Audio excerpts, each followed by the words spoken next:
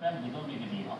මොකද මේ සෞරග්‍රහ මණ්ඩලයේ සූර්යයා මුද්ගලයාගේ ශරීරය ගැනත් චන්ද්‍රයා මනස ගැනත් කියවෙනවා. ඉතින් මේ ශරීරයයි මනසයි ඊළඟට පඨවි ආපෝ තේජෝ වායෝ ධාතුන් එකතු වෙලා තමයි මේ පංචස්කන්ධය හැදිලා තියෙන්නේ. එතකොට මේ අපි කතා කරුවොත් ඔබගේ ප්‍රශ්නෙට මම ටිකක් වෙලාවක් ගන්න උත්තරයක් දෙන්න. දැන් ජීවියෙක් මවුසෙක් විසඳ ගැනීම කියලා කියන්නේ ස්ත්‍රියක් සහ පුරුෂයෙක්ගේ සම්බන්ධතාවයක තුන යුක්තාණු කියන මේ ශෛලියක් තමයි ඒක හේතු වෙන්නේ. ඉතින් ඒ ශෛලිය තුළට මේ කර්මය හරහා එන ගන්ධත්ව අවස්ථාවේ ඉන්න කෙනෙක් මේ ආත්මයක් වෙන ඇතුල් වෙනවා. ඒ ඇතුල් වෙන මොකද තමයි මේක පිළිසිඳ ගැනීමක් හැටියට වෙන්නේ. මේ පිළිසිඳ ගැනීම ගන්නා සත්‍යයට මේ සෝබා ධර්මයක් එක්ක කටයුතු කරන්න බෑ. ඒ ශෛලියට කටයුතු කරන්න බෑ.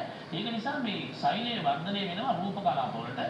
රූප කලාප වලට බෙදිලා මාස 9කට පස්සේ මේ ශෛලය ප්‍රසූතියට සූදානම් වෙච්ච දරුවෙක් හැටියට මව්කුසින් එළියට එනවා. මෙන්න මේ මව්කුසින් එළියට ආවට පස්සේ තමයි ශාමිලා මේ දරුවට පුළුවන් වෙන මේ ස්වභාව ධර්මයත් එක්ක කටයුතු කරන්න. මොකද මව්කුසේ ඉන්න දරුවට උස්ම ගන්න බෑ, කෑම කන්න බෑ, ශබ්ද ඇහෙන්නේ නැහැ, රූප පේන්නේ නැහැ, ඇස් දෙක ඇරෙන්නේ නැහැ. මේ ඇස්කන්නාසවදී පංචේන්ද්‍රයන් ක්‍රියාත්මක වෙන්නේ.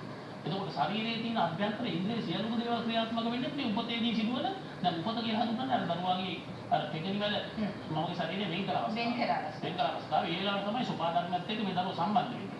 එතකොට එතන පටන් මේ මොහොතේ දිවිච්ච ග්‍රහ වස්තුන්ගේ පිළිකීම තමයි මේ දරුවගේ ග්‍රහචාරය කියලා අපි හදන කේන්ද්‍ර සටහනක් ඇවිත් පිළිගන්නේ. එතකොට මේ මොහොතේ ඉඳලා ඒ දරුවට ඒ දිවිච්ච ග්‍රහ වස්තුන්ගේ බලපෑම මුළු ජීවිත කාලය පවත්වාගෙන යන තුරු මරණය දක්වාම ක්‍රියාත්මක වෙනවා. අන්න ඒ ගැන තමයි ජ්‍යොතිෂය පැහැදිලිව පෙන්නන්නේ. මෙන්න මේ කේන්ද්‍ර සටහන තුලින් ඔබගේ කර්මය මේකේ පෙන්නන්නේ කර්මය. අර බුදුදහමේ ඉගෙන ගන්න කර්මය තමයි මේ ජ්‍යොතිෂ කර්මය ක්‍රියාත්මක වන ආකාරය. කර්මයේ ඵල දෙන ආකාරය.